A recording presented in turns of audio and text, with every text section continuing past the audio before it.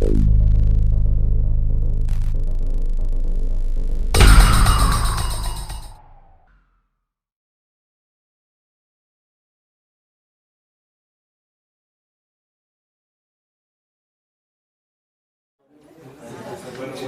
tardes a todos. Muchas gracias por venir a la licenciatura en física. Tenemos hoy nuestra segunda charla de este año.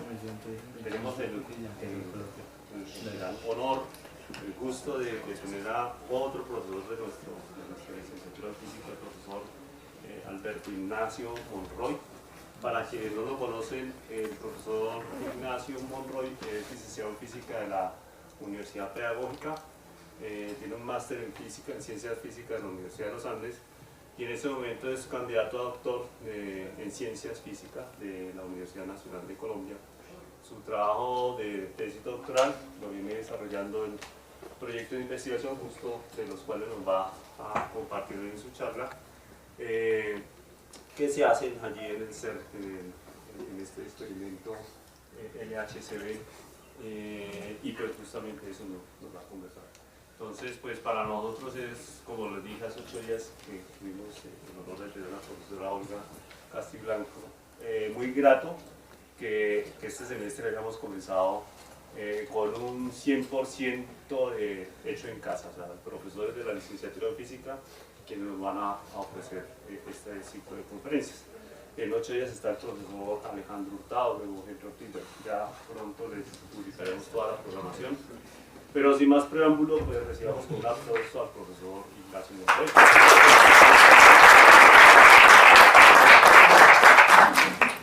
Profesor César, muchísimas gracias.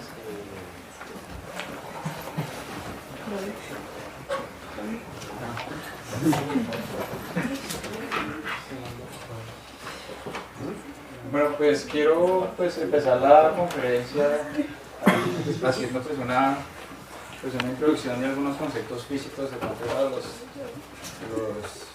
asistentes que no estén familiarizados con esos conceptos y que sepan un poquito el contexto de lo que es el experimento del HCD, qué física es la que está ahí trabajando, qué física es la que está investigando ahí el experimento, ¿sí? Entonces, pues también quiero hacer un poquito la presentación, siguiendo como, digamos, algunos apuntes ahí en un orden cronológico histórico que ha tenido la física de estos conceptos físicos, ¿sí? Entonces, bueno, pues acá pues tenemos como una imagen que, pues así como nos mostraba como el panorama en los años pues más o menos 1932 acerca de lo que se tenía en física, de lo que era, bueno, la idea que se tenía de lo que era la materia, ¿sí? Entonces pues se conocía pues en esa época que toda, digamos, la materia pues estaba compuesta de átomos, y que esos átomos pues estaban compuestos por estas 3 partículas fundamentales, ¿sí? Pues lo que son los protones, los neutrones y los electrones. Entonces pues ya está, digamos, afianzado este trabajo pues desde la mecánica cuántica, los trabajos de Erwin Schrödinger y todo eso. Entonces pues se conocían sus parámetros, como por ejemplo la masa, la carga eléctrica, el spin, ¿sí? Y pues también la paridad. En particular la paridad pues está asociada, va a jugar un rol importante, pues vamos acá en la charla, ¿sí? Para los que no sepan, bueno, de pronto la paridad, los que no entiendan un poquito el concepto de paridad, la paridad es un concepto que está asociado a la inversión espacial que puede tener, digamos, las partículas, bueno, pues la dinámica de sus partículas, como por ejemplo su movimiento o su vector velocidad, o en el contexto ya quizá más general acá del ámbito de las partículas generales, la paridad está asociada a lo que es el movimiento angular, ¿sí? ¿Listo?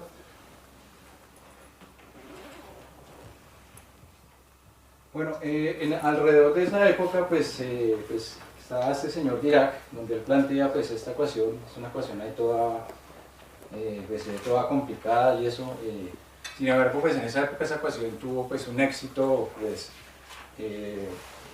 sorprendente, porque pues arrojó pues un poco de resultados ahí en esa época, se entendió, digamos, pues algunos efectos relativistas, digamos, en particular de las líneas que metían los átomos, como la estructura fina, pero en particular apareció pues un concepto novedoso que ocurrió, que era que esa ecuación arrojaba pues en valores de energía negativos, ¿sí?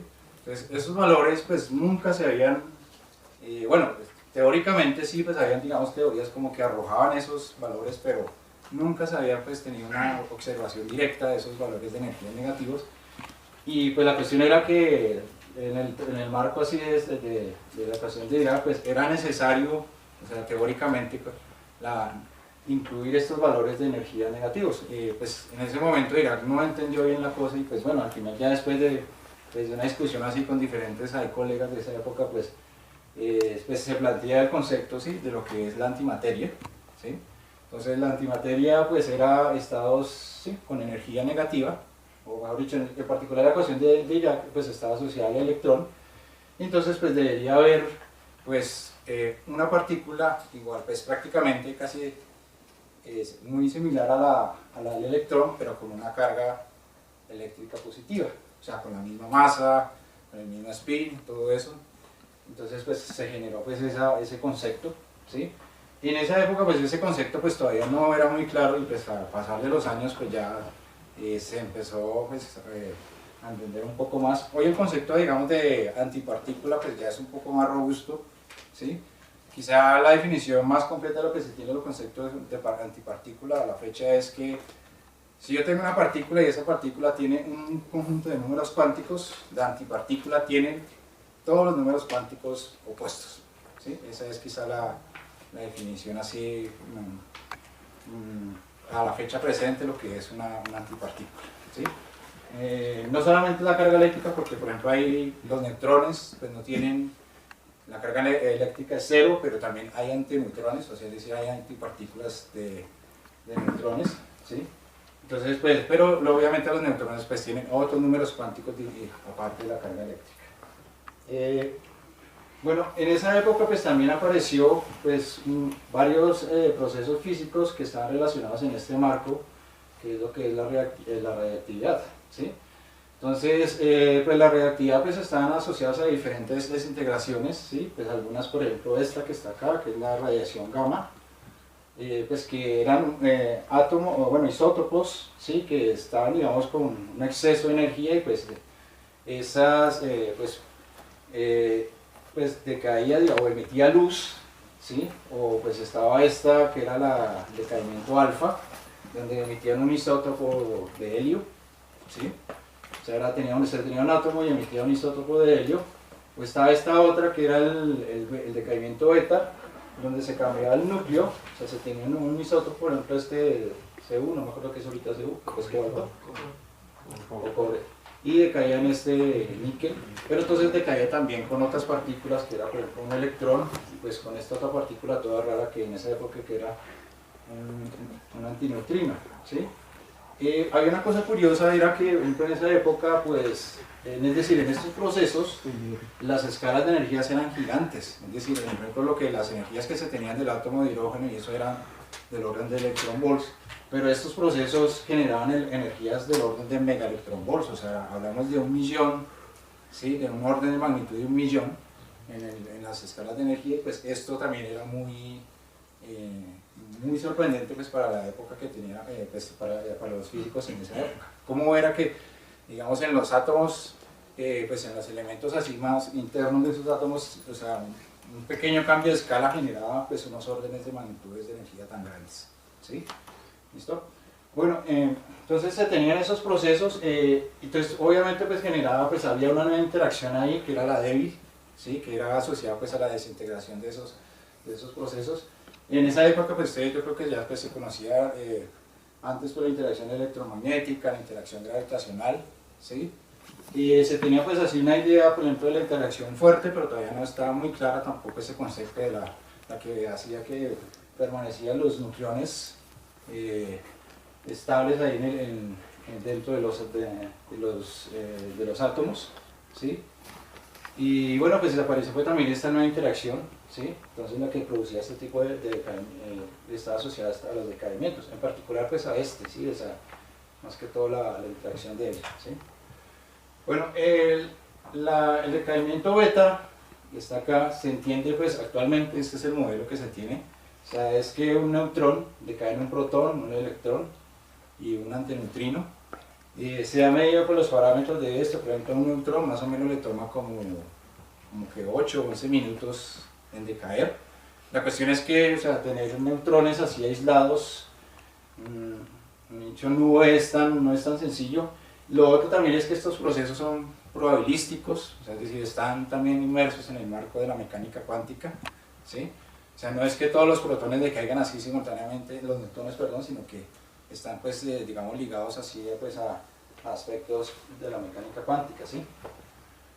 Bueno, en esa época, pues, empezó a aparecer un número de partículas así que se observaban, por ejemplo, en los rayos cósmicos, de los aceleradores de partículas que empezaron a hacer los físicos de esa época, más o menos estamos hablando de los finales de los 40, principios de los 50. Entonces empezaron a observar otras partículas como los kaones, como los piones y todo eso, y también se empezó, pues, a estudiar estos conceptos de las simetrías, ¿sí? Entonces, las simetrías, pues, en la mecánica clásica pues, no generaban mucha expectativa, ¿sí?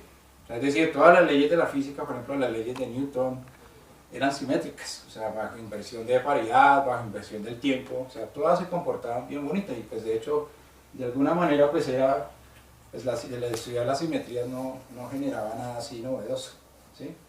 Entonces, este es como un ejemplo, bueno, este es el caso de, digamos, del esquema de la simetría de la paridad, pues también se le habla como una especie de inversión del espejo.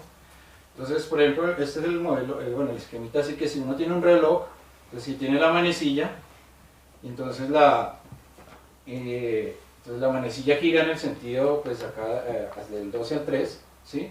Entonces, si uno coloca, pues, digamos, hace una reflexión en el espejo de este fenómeno, entonces uno debería esperar que si la paridad se conserva, entonces la manecilla se dirigiría en la misma dirección, o sea, del 12 al 3, ¿sí? Desde ahí se preserva, pues, la paridad. Pero una situación donde no pase eso, o sea, debería ocurrir esto. Ya no las manecillas del reloj, ya no, cuando se hace la inversión en el espejo, no se dirige al 3, sino que se dirige al 9, ¿sí? Entonces, en esa, digamos, o sea, la rotación, pues, no se preserva digamos, en el sentido que se espera, ¿sí? Entonces eso se habla de que la paridad no se conserva ahí, ¿sí? Bueno, resulta que, pues, en esta época, pues, estudiaron las interacciones electromagnéticas, estaba también, pues, ya como un modelo de la interacción fuerte, y pues esas interacciones, pues, respetaban la paridad, ¿sí? Entonces ahí todos los procesos, pues, eran bien bonitos ahí, pero cuando se empezaron a estudiar este proceso del decaimiento del beta, en particular este decaimiento del cobalto, ¿sí? Pues se dieron cuenta que en esos procesos, pues, se violaba la paridad, ¿sí? Bueno, este que está acá es la imagen de la señora que hizo el experimento, la física Barbour, ¿sí?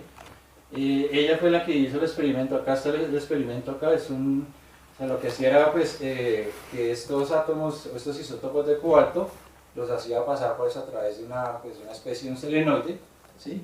Donde había un campo magnético, pero esos selenoides, pues, eran enfriados así con unos dispositivos así superconductores, ¿sí? Entonces la idea era, pues, digamos, que esos isótopos, pues, pasaran ahí prácticamente quietecitos ahí a lo largo del selenoide, ¿sí? Y entonces, pues, ahí podían determinar, pues, como estos isótopos decaen en electrones, en neutrinos y en fotones, ¿sí? Entonces, pues, uno esperaba que, en el caso, por ejemplo, si hay una preservación de momento angular, pues, de la mecánica cuántica, pero dice que en el estado así fundamental, las direcciones es simétrica, o sea, no hay preferencia. Uno esperaría observar que todas las direcciones fueran, o sea, se emitieran estas partículas, ¿sí? Y pues resulta que no pasó eso. Entonces la forma de observar era, pues, invirtiendo la dirección del campo magnético, ¿sí? Sí, eso es Y entonces la cuestión es que el acople que tiene pues, el campo magnético con el spin pues, genera pues, una interacción que es bien, que sí que es toda engañosa, ¿sí? Porque es una interacción que se llama pseudoescalar, ¿sí? Es una interacción pseudoescalar que está asociada entre la componente de momento angular con la del campo magnético, pues dio la paridad.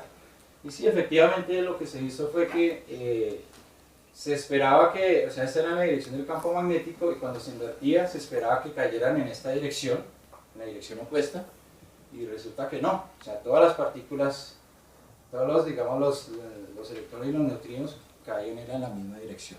¿Sí? Una pregunta, pura ignorancia. ¿En qué consiste la inversión? En la inversión del campo magnético. Ah, simplemente el campo magnético. Sí, era invertir el campo magnético y ya. ¿Sí? Ah. Entonces, en esta dirección, el campo magnético, todas las partículas se metían en esta dirección hacia arriba, por decirlo así. Entonces, cuando se invertía el flujo, pues se esperaba que se emitiera en la dirección opuesta, y pues resulta que no. Se observaba que era, pues, seguían en la misma dirección. ¿Sí? Bueno, estos dos señores que están acá son Jamili. ¿Sí? Acá hay algo curioso histórico que pasó porque esta señora fue la que hizo el experimento, pero estos señores hicieron el trabajo teórico y pues le dieron el premio Nobel a ellos dos nomás. Y pues a esta señora le hicieron ahí el conejo. ¿Sí? Y pues quizás sí es reconocido como, pues, bueno, ustedes saben que o sea, son muy pocas las mujeres que han tenido un premio Nobel, ¿sí? Más en física, que eso sí. Y pues quizás fue como el gran conejo que le hicieron pues, a esta señora.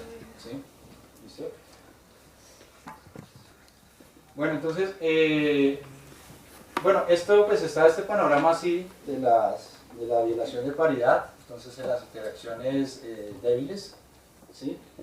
Y pues lo que hicieron en esa época los físicos fue pues recurrir pues a hacer un estudio más profundo de lo que se llama de las simetrías. Entonces apareció pues otra, dijeron que, pues bueno, un grupo de físicos, no me acuerdo quién fue los que, creo que ahí estaba Landau y pues, un científico ruso bien famoso, y había otros ahí, no me acuerdo así exactamente los nombres, pero plantearon que había unas simetrías más globales. Entonces, no solo, o sea, es decir, la paridad pues era como una especie de solamente era una simetría muy particular de otra simetría más global. Entonces había otra simetría más, que era la de carga paridad, y había otra que era más grande, que es la de, o sea, se hacía inversión de carga, de paridad, se hacía inversión de carga eléctrica, y también se hacía inversión del tiempo, ¿sí? La cuestión fue que la del tiempo pues era mucho, es muy difícil de medir, ¿sí? O sea, muy difícil, digamos, de hacer experimentos de eso, y en esa época no.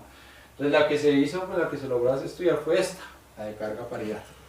Entonces dijeron, no, pues si de pronto, si la combinación de estas dos simetrías de inversión de carga y de paridad se preserva, entonces la interacción débil pues respeta esa simetría global, ¿sí? Entonces en esa época pues, bueno, tenga presente que hay experimentos, por decirlo así, ¿sí? Hay fenómenos físicos donde se viola solamente paridad, pero el hecho de que se viole paridad no implica que haya violación de carga y paridad, ¿sí? ¿Listo? Entonces tengan presente eso. Entonces, en particular, pues, bueno, estos dos señores, Cronin y Fitch, acá está como la imagen del artículo, ¿sí? Más o menos como en 1967, ellos hicieron un estudio con unas partículas de los rayos cósmicos, que eran los kaones neutros, eran esos dos, ¿sí? Pues esta grafiquita que está acá, la del eje Y, es el número de eventos, ¿sí? Que se medían, o sea, el número de, digamos, de caimientos que se obtenían de estas partículas, de los kaones, que decaían en un conjunto de piones, y estas en el eje X pues era el tiempo, ¿sí? Entonces acá están unos punticos negros y acá hay como unos punticos grises. Entonces el negro es para los kaones y los grises son para las antipartículas, ¿sí? Y entonces pues resulta que estas dos, pues esas dos gráficas pues no coinciden. Cuando uno hacía la resta de esos números de eventos, es la gráfica que está acá abajito, ¿sí?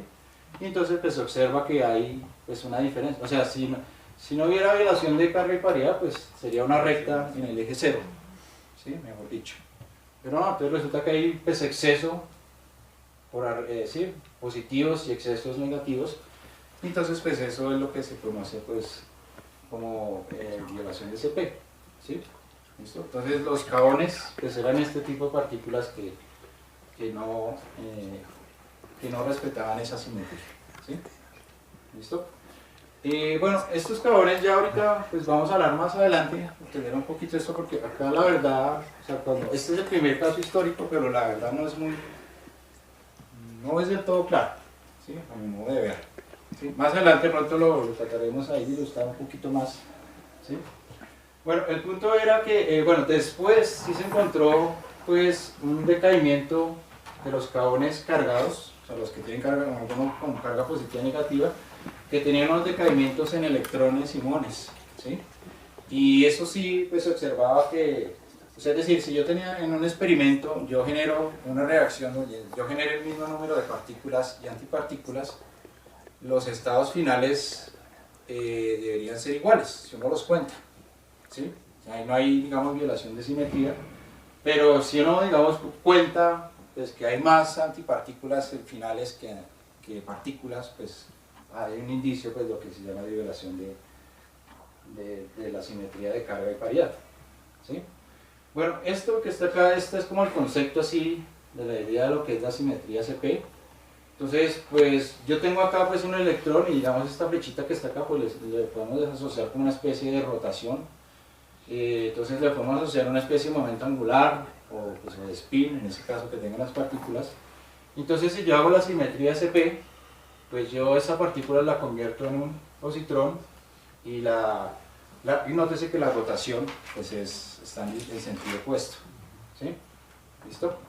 Bueno, entonces en ese, pues ya con la idea pues de lo que era pues más o menos los conceptos que se tenían en el caso de la simetría CP, pues se encontró pues que había había un desbalance en el universo, ¿sí? De materia que está acá y lo que hay pues antimateria. O sea, pues la gente observaba, los astrónomos observaban pues cúmulos de galaxias, pero esos cúmulos de galaxias eran de materia, no había cúmulos de galaxias que eran de antimateria ni nada por el estilo, ¿sí? Entonces eso, digamos, pues fue una de las grandes cuestiones que se generó, ¿sí? Y eso es lo que se llama pues sí, la no igualdad de materia-antimateria que existe en el universo, y pues se preguntó eso, o sea, ¿por qué hay tan poca antimateria en el universo? ¿Sí? Bueno, en esa época, pues este señor que está acá, Sakharov, que se llama así, se pronuncia, entonces él planteó pues una teoría que es lo que se conoce como la bariogénesis, ¿sí? Entonces, lo que hizo ese señor fue de la física que se conocía en esa época, ¿sí? De los conceptos físicos, pues él planteó pues algunos criterios para que se pudiera generar materia y antimateria en el universo. Entonces el primero pues era que si hubiera una violación del número bariónico, ¿sí? Y pues el número bariónico era que, por ejemplo, las partículas como los protones, neutrones, decayeran, bueno, en el caso del neutrón, y no se encontrara otra partícula muy similar, ¿sí? Por ejemplo, bueno, ahorita ya vamos a hablar un poquito acerca de lo que serían los bariones. Esto nunca se ha visto, ¿sí? Hasta la fecha nunca se ha visto, ¿sí? O sea, sí, pues sí, la simetría de SP, pues sí se vio, ¿sí?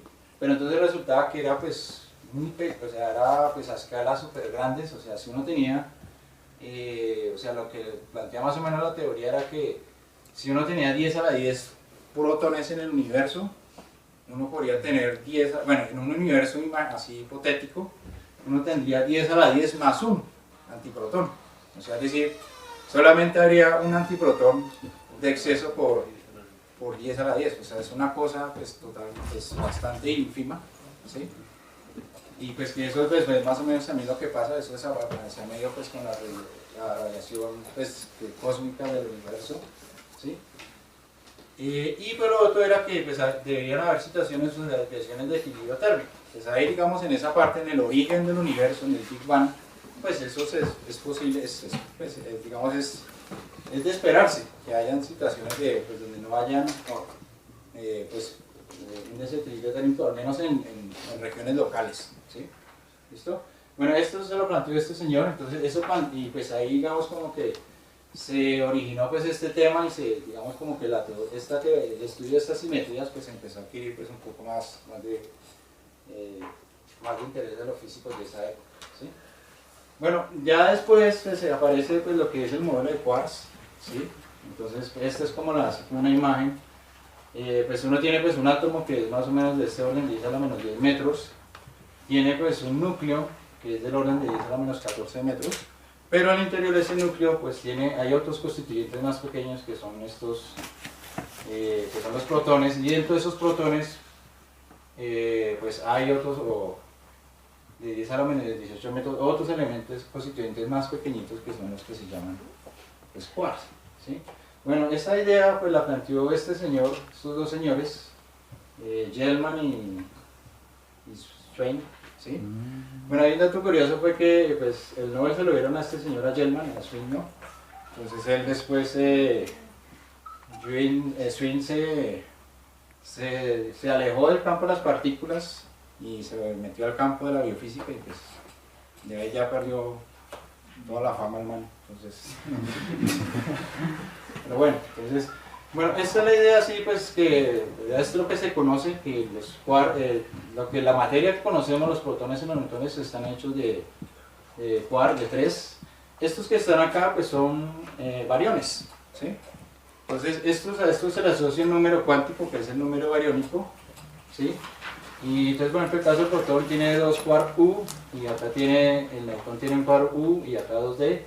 Y pues hay otras partículas, que por ejemplo la de los piones, que son la de los rayos cósmicos, que se llaman mesones, ¿sí? Que tienen pues un quark y un antiquark, ¿sí? Bueno, este fue pues así como el modelo que planteó este señor. Finalmente, pues también porque en esa época empezaron a aparecer un montonón de partículas. Entonces pues tocaba tener, digamos, como que esto también sirvió para organizar mucho, para clasificar las partículas de una forma más precisa, más simple, por decirlo así.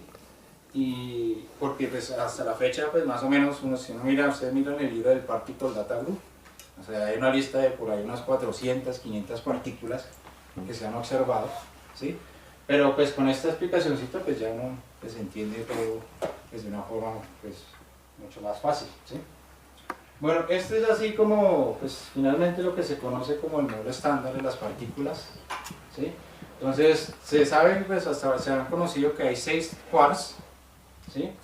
Entonces estos usualmente están clasificados en 3 familias, estas que están acá, esta es la clase de la familia 1, la familia 2, la familia 3, entonces los 6 que están acá, los amarillitos, son los 6 quarks, el up, bueno, son nombres así que se le dan en inglés, el up, el down, el charm, el encanto, el strange, de extrañeza, el top, de cima, y el beauty, de belleza, ¿sí?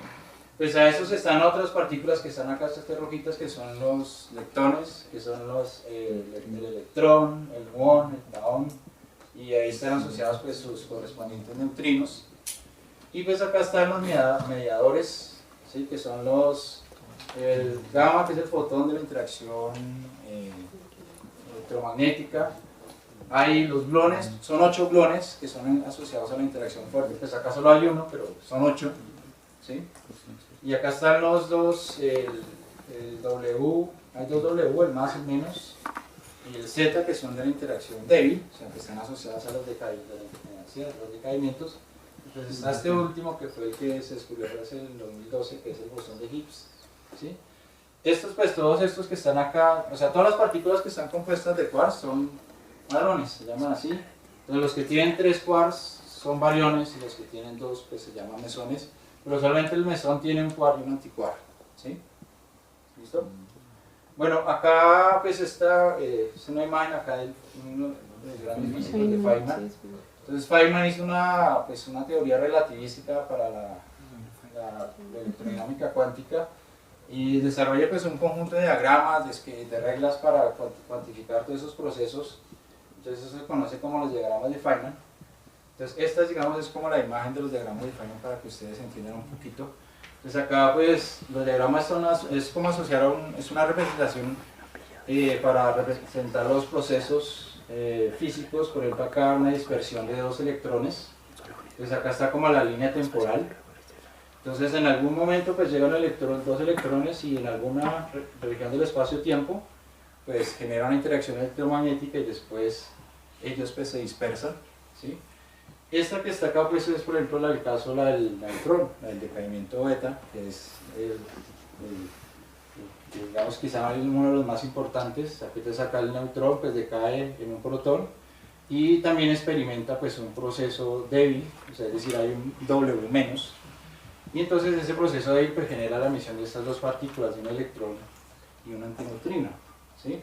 Entonces, bueno, este proceso, como les digo acá, tomó casi como unos 30, 40 años entender este esquemita así,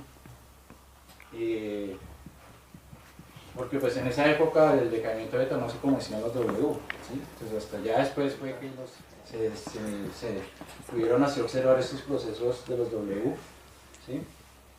Bueno, en el modelo de quarks resulta que esto pasa, esto es como una representación del decaimiento beta, ¿sí?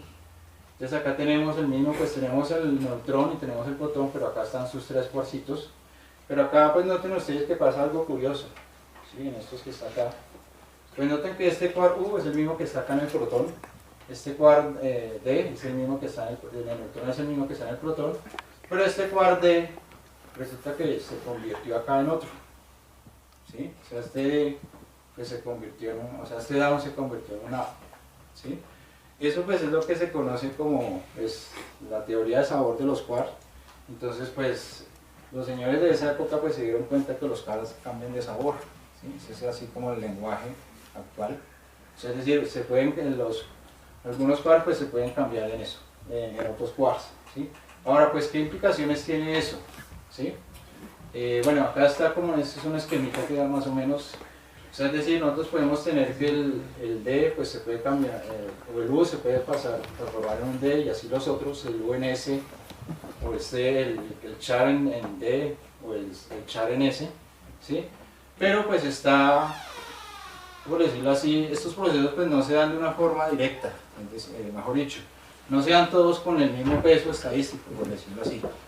Resulta que esos procesos que están acá, pues, este es como el mecanismo que actualmente pues, se tiene. Este que está acá, pues fue, bueno, perdón, este que está acá, y esto lo planteó pues un italiano que se llamaba Fabio, ¿sí? Pero entonces él lo planteó con solamente con las primeras dos familias de quarks, las que estaban acá, perdón. O sea, estas dos, con estas cuatro, con estas dos, el U, el D, el C y el S. Pero resulta que estos dos que estaban acá, el top y el beauty, pues no se habían descubierto y entonces pues él planteó que esos procesos solamente se podían dar con eso, pero entonces eran dados pues por un peso que era pues un ángulo, que usualmente se conoce con el ángulo de Fabio, ¿sí? Pues actualmente el modelo se extendió y eso lo hicieron pues dos japoneses que se llaman Kobayashi y Masukawa, ¿sí? Entonces ellos plantearon pues un formalismo así, de cambio de sabor, y está representado pues así en un marco este modelo teórico así, con una matriz. O sea, los quarks, el D, el S, el down, el strange, el beauty, pues pueden pasar, se pueden transformar con unas ciertas, pues con una matriz, por decirlo así, que es una matriz de transición.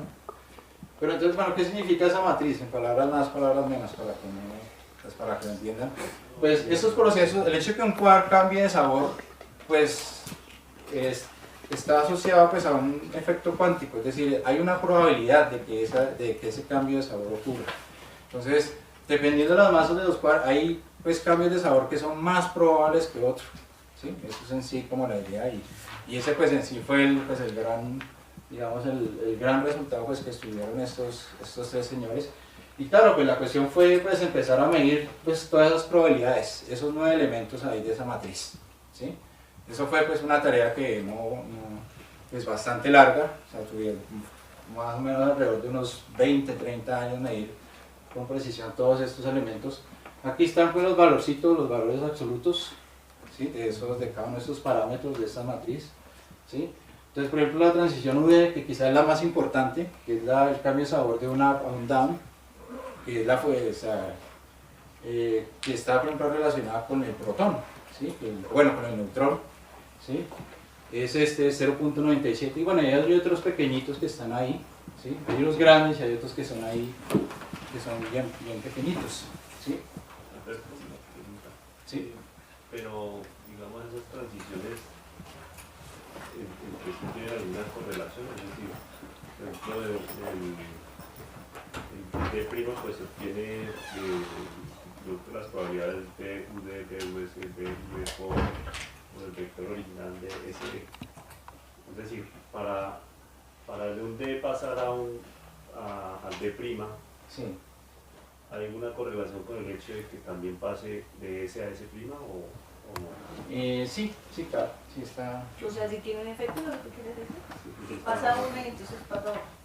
Exacto, es una correlación, es una transición, no solamente pasa el down, por ejemplo, de S que Estos que están acá son no, S es stretch. a down, Sí. sino que eso está asociado con una probabilidad de que de down pase a stretch. Ya. Bueno, en esa parte sí. No, ahí sí no, en esa parte sí no. Porque no, andando haciendo más, no podría. No. Fíjese que las transiciones se dan es acá, o sea, ya sea así, o sea, de estos tres hacia abajo, o de estos tres hacia arriba, pero no se dan transiciones de estos, ¿sí? O sea, eso también es importante, ¿sí? ¿Listo? Pero sí, o sea, que el hecho de que esta ocurra no dependa de esto, sí, no, eso no. O sea, el punto es que al final, si te cuentas, pues estas tres, o sea, esta más esta, tienen que dar 1, así como uno lo conoce, así de mecánica cuántica, o sea, de estadística, ¿sí? ¿Listo? Disculpe, o sea, por ejemplo, pero un cual ese no puede pasar un up porque es menos masivo, o sea, la masa también tiene que ver, ¿no? Precisamente es por eso. O sea, bueno, es una de las razones, ¿no? O sea, el quad up es más masivo que... Bueno, sí, pero es que entiendo también que, bueno, esto es otra cosa acá que, bueno, esto es como el esquema, pero obviamente los quarks, entonces se volvió acá a resaltar que los quarks, pues dentro de los hadrones, pues no se encuentran libres, ¿sí? Eso es una cosa que, o sea, es decir, estas transiciones, como están ahí dentro del protón, pues digamos, estos no están así tampoco en reposo, ellos tienen pues una energía, entonces la energía pues que tienen es la suficiente pues para, digamos, de los hadrones que tienen para poder hacer ese tipo de procesos, ¿sí? ¿Listo? Bueno, esta que está acá es como la representación así de la matriz de Cabibbo-Mascagua. Entonces acá el C y el S representan senos y cosenos, es como muy parecido a una matriz de transformación de pronto que ustedes han visto por ahí de esas de rotaciones, pero pues la cuestión es que es una matriz de rotación de 3×3, ¿sí?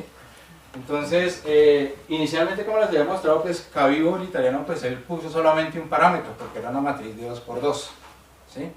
Pero entonces resulta que cuando ya como tenía la familia los 6 sabores de quarks, entonces había la necesidad de colocar 4 parámetros, ¿sí?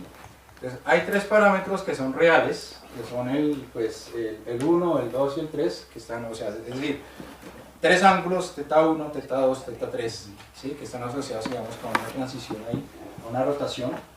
Y está este otro delta, que es la fase.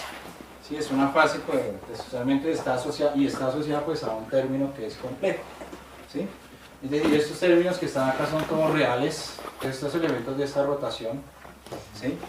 Pero entonces está este último que está acá, que está asociado a una fase. Es decir, ese término en general tiene una parte real y una parte imaginaria, ¿sí? Entonces, como les había dicho, estos elementos están asociados a amplitudes de probabilidad, pues esas amplitudes pues tienen una parte real y una parte imaginaria. Entonces resulta que en la explicación que hicieron estos señores, pues Cabibbo-Mascagua, era que ese parámetro, el término complejo, era el responsable de la obligación CP, ¿sí? Pero entonces lo novedoso acá fue que estos señores pues le incorporaron la teoría de CP al modelo de quarks, que es otra cosa que es bien sorprendente, porque pues la violación CP, pues como les había explicado, estaba hecha en los kaones, ¿sí? Pero la teoría de kaones era pues una teoría que estaba basada en la mecánica cuántica, no era más, pero no estaba basada, digamos, como en el modelo de quarks, es decir, en el modelo de una interacción fuerte, ¿sí? Entonces esa parte pues sí no estaba. Entonces, claro, este es el, digamos, el gran trabajo que hacen estos tres señores, ¿sí? Entonces, claro, logran incorporar este modelo y pues esta fase pues es la que da cuenta de lo que es la violación de CP, ¿sí? Bueno, acá pues esta se llama la parametrización de Wolfenstein, que es una expansión ahí en series de potencias. Entonces pues acá están estos parámetros que se miden, el lambda, el rho y el eta. Entonces el eta es el parámetro que usualmente está asociado a la parte imaginaria, es decir, es la componente que tiene la simetría CP, ¿sí? Entonces entonces empezó, pues claro, estos señores formularon esto más o menos como a finales de los 70. Y pues claro, pues empezó bueno, todo esto en teoría es muy bonito, pero pues hay que ir allá a hacer el experimento, a mirar toda la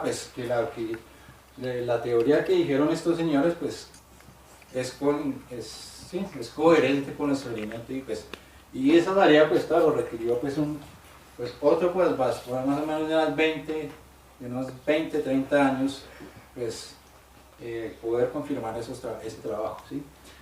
Bueno, acá hay unas propiedades que tiene esa matriz, ¿sí? Esta matriz, bueno, tenga acá presente que esta matriz usualmente es, como las transiciones se dan, es de cambio de sabor, pero usualmente las observaciones que se hacen son digamos, en el espectro de masas, ¿sí? Que tienen las partículas. Entonces, esta matriz, pues digamos, lo que hace de alguna manera, pues, es eso, es estudiar esas probabilidades, pero pues digamos en la base de masas de las partículas, ¿sí? Bueno, acá hay unas propiedades que tiene esta matriz. Entonces, por ejemplo, como es una matriz unitaria, entonces pues uno conoce acá que la matriz, pues, si es una matriz unitaria, toda la suma de lo diagonal tiene que dar 1, ¿sí? El conjugado con el traspuesto tiene que dar 1. Pero, ¿qué pasa con los elementos que están fuera de la diagonal? O sea, estos que están acá, así. En total, que puede ser 6 combinaciones, ¿sí? Al final las que quedan son 6. Y entonces resulta que eso genera pues una forma así. O sea, los elementos fuera de la diagonal generan que estas sumas de la matriz con los elementos conjugados pues da 0, ¿sí? Esa es la... Y entonces, pues, eso genera, pues, digamos, esto geométricamente tiene una interpretación sencilla. O sea, esto es como sumar tres vectores y que esa suma de 0, ¿cierto? Entonces, ¿cuál es la figura geométrica que genera eso? Pues un triángulo, ¿sí o no? Entonces, esta fue, pues, bueno, entonces a esos angulitos, los ángulos que están ahí, estos se llaman los ángulos, pues, digamos, que también determinan, pues, hacen una medida de lo que es la violación de CP, ¿sí? Entonces acá que está, bueno, está en términos de la matriz, pero entonces en términos de la representación de Wolfenstein, los que nos interesa es este rho y este eta, ¿sí? Entonces ahí se generan 6 triangulitos, son estos 6 triangulitos los que se generan ahí, ¿sí? Que obviamente digamos el valor del cateto pues está asociado a los elementos de la matriz, ¿sí? Cabello más agua, ¿sí?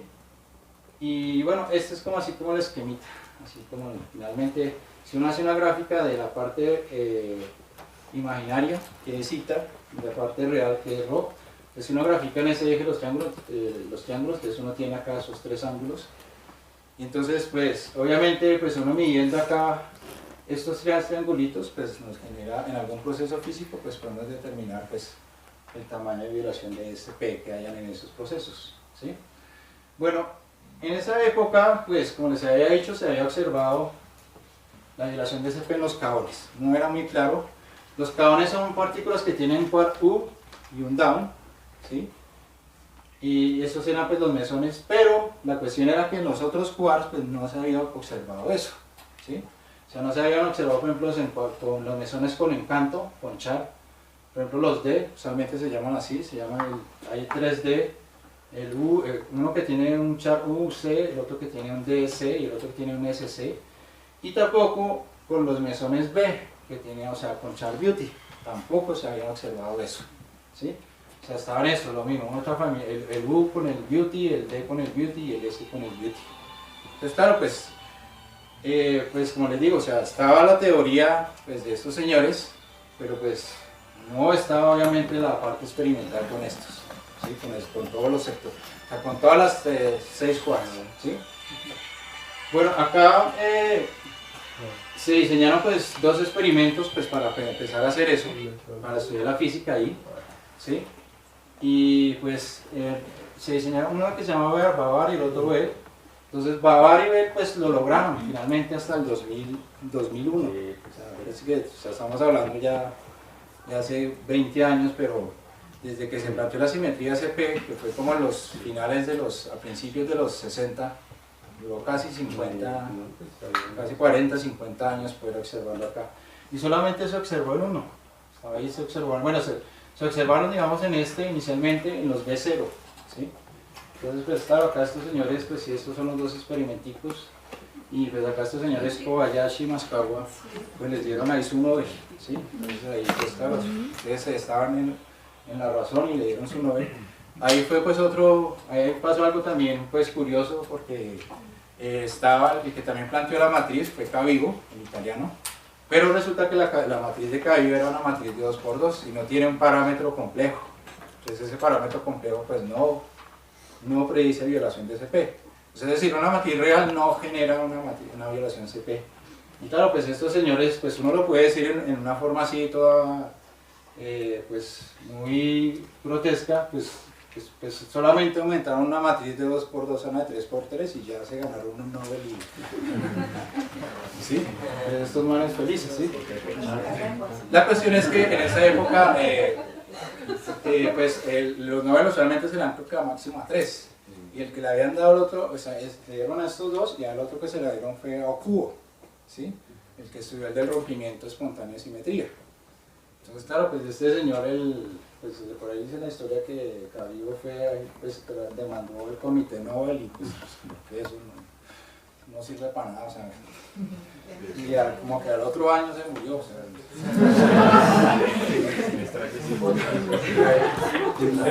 Sí, eso fue así. Entonces, bueno, acá está estos señores, esta es digamos como la cartica que le mandó al experimento en agradecimiento pues a Bavar y a Bell, pues está la firma de los 2 señores. Pues claro, estos 2 experimentos que lograron pues confirmar finalmente el resultado pues de esa violación de CP, de mesones. Bueno, ya ahorita pues vamos a tratar de explicar un poquito esto, así que es la violación de CP. Ahora sí pues vamos a hablar del experimento finalmente. Entonces este de acá pues es el colisionador de hadrones del CERN. Entonces acá está, es subterráneo, entonces está en la frontera de Francia y Suiza, ¿sí? Acá pues hay 4 experimentos grandes, pues hay como 9 experimentos, pero así hay 4 grandes. Entonces está acá, uno es el ALICE, el otro es el CMS, el otro es el ATLAS, y este que está por acá que es finalmente el LHCb, ¿sí? Entonces, bueno, ustedes pues han escuchado ya, pues este es un acelerador de protones, entonces hacen colisionar protones, tiene esto más o menos con un radio de 27 kilómetros. Se colisionan pues a una energía gigantesca, pues inicialmente comenzó a 7 teraelectronvoltios de energía. Hoy ya más o menos está corriendo ya, bueno, la última corrida, porque ya ahorita no está funcionando, corrió a 13 teraelectronvoltios, una energía de centro de masa. Pues bueno, cuando uno vaya y se da cuenta que esa vaina funciona, es una cosa, o sea, impresionante, o sea, estabilizar esos haces y que estén ahí girando todo un día y que permanezcan ahí o sea, estables en una órbita circular, es una cosa muy impresionante. ¿Sí? Esto sí está la primera. O sea, pues uno se sorprende, se maravilla, digamos, de la tecnología y el trabajo que hacen estos señores. ¿Sí? Bueno, este que está acá pues es el detector, el IHCb, ¿sí? Es un detector así como, se llama así como straightforward, bueno, ¿cómo lo explico? Sí, es como una especie de río hacia abajo, mejor dicho. ¿Sí? No es así, no es como los otros que son como cilíndricos, no, este sí es así, ya ahorita les explico por qué. Bueno, este pues, pues la idea es generar partículas pues, que tengan quarks, antiquarks de extrañeza, de encanto y de beauty, de belleza, ¿sí? Entonces Tiene pues una pseudorrapidez. La pseudorrapidez es como la región donde se generan esas partículas, es una región muy pequeña, o sea, es una especie de cono, pero es un cono bien delgadito, por decirlo así. Es más o menos sí, entre 180 grados es que se generan esas partículas, ¿sí? Está pues obviamente enfocada pues a la violación de CP de los mesones B y D, ¿sí? Y bueno, pues también está en la búsqueda pues, de nueva física, ¿sí? De estas nuevas partículas. Bueno, esto es así como el sistema de trazas, se llama así en inglés Tracking System. Entonces, este que está acá son las componentes. Entonces acá, la primera es el velo, y acá pues están unas estaciones que se llaman la TT, la OT, la IT, y acá hay un magneto, el cual lo que hace es desviar las partículas con carga eléctrica para poder identificarlas. Entonces acá más o menos, este que está acá, el velo, se llama el Vertex Locator. Bueno, lo que tiene bueno este detector es que eso está pegadito ahí a las de protones, como unos milímetros, como 6, 4 milímetros ahí pegado. ¿Y dónde ocurre la colisión? Y acá es en el Vertex Locator es donde ocurre la colisión, ¿sí? Ahí es donde se generan las colisiones de los protones, ¿sí? Entonces, pues claro, bueno, ¿qué es lo que pasa? Pues se generan las colisiones de protones, entonces eso genera pues algunos pues, choques, bueno, algunas partículas sí, nuevas que uno esperaría, pues, bueno, algunas que conoce y pues algunas nuevas que uno también espera encontrar. Entonces la vaina es que acá, mejor dicho, este que está acá es como la parte así frontal, son sensores de microtiles de silicio, y este se abre, entonces cuando el haz está, pues, cuando ya se quiere, o sea, mejor dicho, cuando no está funcionando está abierto, cuando ya están los protones ahí colisionando, entonces ahí sí se cierra y queda ahí pegadito ahí como les dije a esa distancia, ¿sí? Tienen pues una resolución súper poderosa, y lo logran medir tiempos de 50 femtosegundos, o sea, esas microtilas ahí. Entonces que femtosegundos es 10 a la menos 15, es una cosa súper impresionante. Y claro, pues los mesones B, pues más o menos tienen un tiempo de vida de 1000 femtosegundos, entonces, pues, es decir, el poder de resolución de estos es una cosa espectacular, ¿sí? Bueno, acá están las estaciones, los sistemas de caso, es decir, cuando las partículas se generan, pues ellas pasan ahí el detector y entonces empiezan a dejar marquitas ahí, entonces hay que, digamos, identificar esas trazas, ¿sí? Entonces ahí hay unos tubos, se llaman las estaciones TT, son 4 planos, hay unos que están inclinados para mejorar la resolución de la detección de esas partículas. Esos que están ahí, pues, bueno, esto es más o menos así la composición, son tubos de silicio, las IT, las OT pues son tubos de deriva, ¿sí? Entonces estas partículas pues las reconstruye pues desde antes y después del imán, ¿sí? ¿Listo? Entonces, bueno, esto es así pues a rasgos así muy generales. Bueno, las de tubos de deriva es que las son como tubos que tienen gases, ¿sí? Tienen un gas y ahí en cada extremo tienen como una especie de ánodo cátodo. Entonces cuando pasan las partículas, pues eso, digamos, cargan el gas. Entonces, claro, eso emite, pues el gas pues genera una corriente y entonces llega al cátodo y entonces ahí identifica, pues ahí pasa una partícula por ese tubo, ¿sí? ¿Listo? Bueno, esto es así como como finalmente toda la reconstrucción de las trazas. Entonces acá se generan el velo, digamos, las partículas pasan por el imán por acá, entonces ahí se desvían si tienen carga positiva o negativa, llegan acá, colisionan en estas estaciones. Acá las TT, por acá está el imán, ahí es donde se desvían y entonces llegan a las otras estaciones. Entonces acá pues recolectando toda esta información del velo de estas tres, pues se hace una reconstrucción de las trazas de estas partículas. Midiendo estas trazas, pues uno pues puede reconstruir el momentum, ¿sí? De las partículas, ¿sí? Finalmente pues están estos dos que se llaman los RICH, que identifica qué tipo de partículas son. Entonces, y pues acá está otra que son la cámara del sistema de Mones. Entonces el RICH lo que pasa es que las partículas pasan, pero digamos pasó una partícula cargada, ¿sí? Entonces se desvió por el imán, pero uno no sabe qué partícula fue.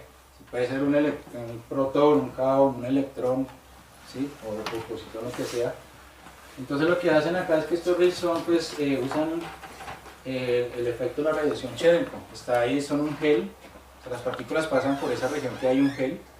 Y entonces, pues, el efecto Cherenkov es que al pasar las partículas por ese medio, pues, ese medio pues, emite una radiación que es más rápida que la velocidad de la luz, pero en el medio, ¿sí? No en el vacío, ¿sí?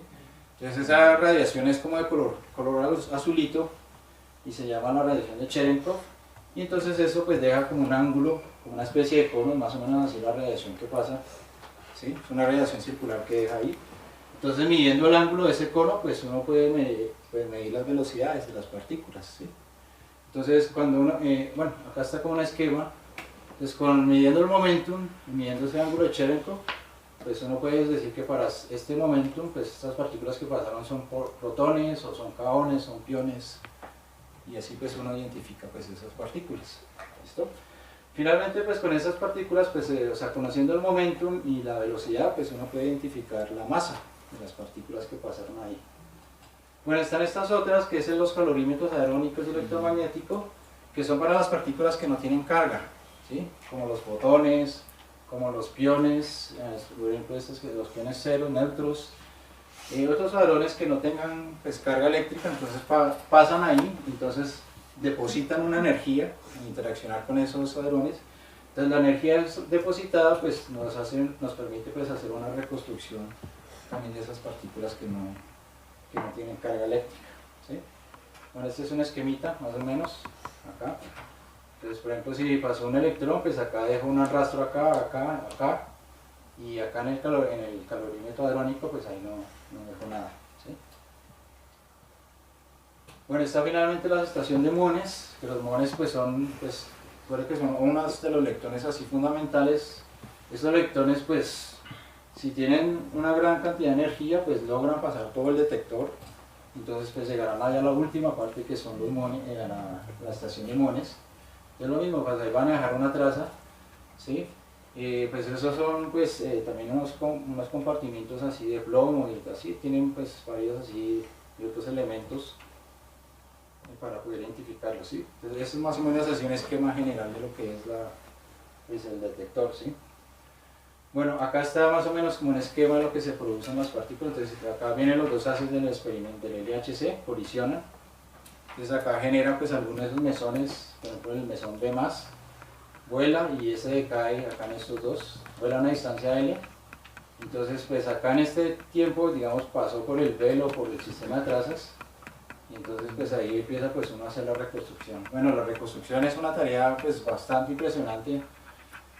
Toca también allá familiarizarse con el software allá para hacer esa reconstrucción, y es una cosa pues bastante laboriosa, ¿sí? Bueno, y entonces acá finalmente se identifican estos el B+, bueno, otro tipo de mesones, como les había dicho.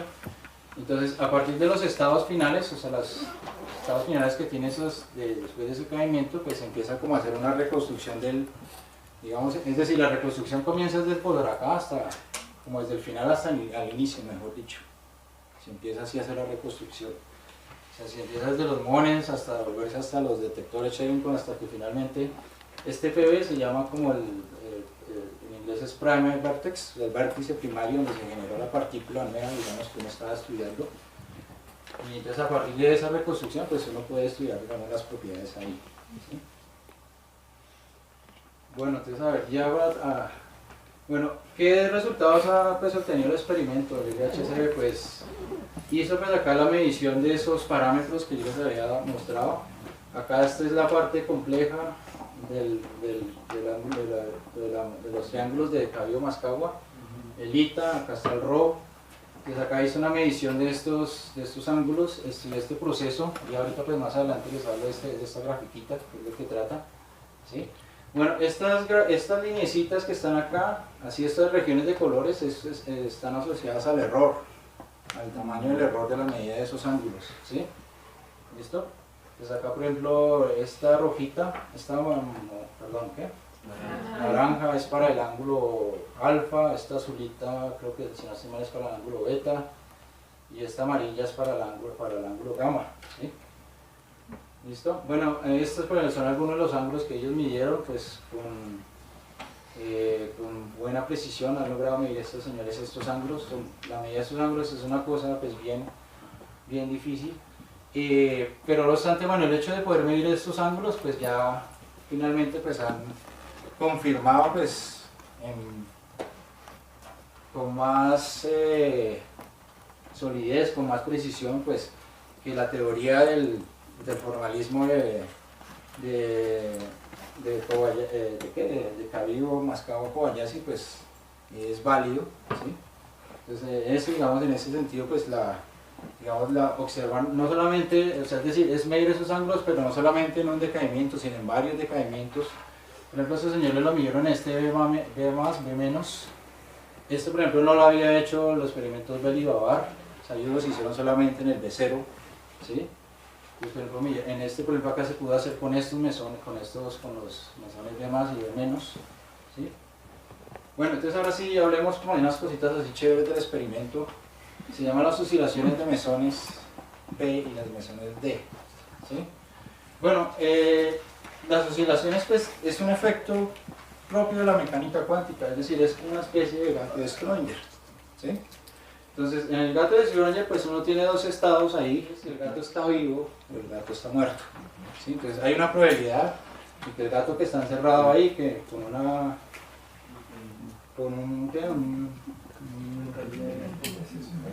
un veneno ahí, con un dispositivo que haga romper el martillo, pues el gato está vivo o muerto, ¿sí?